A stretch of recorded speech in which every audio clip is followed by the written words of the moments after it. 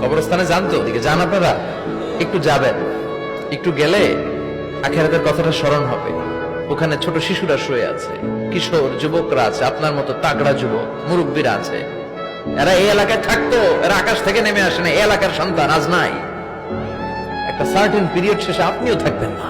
This is the nature of life, this is the circle of life.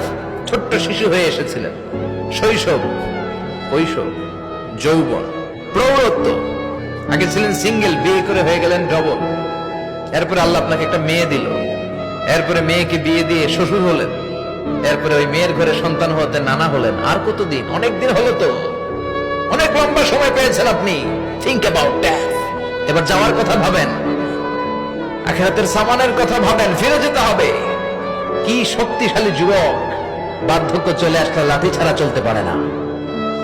কুচকুচে কালো দাড়ি সাদা হয়ে যায়, দাড়ির শুভ্রতা, বয়সের ভার, রং ধরা যৌবন জং ধরে শেষ, ঠিক কিনা?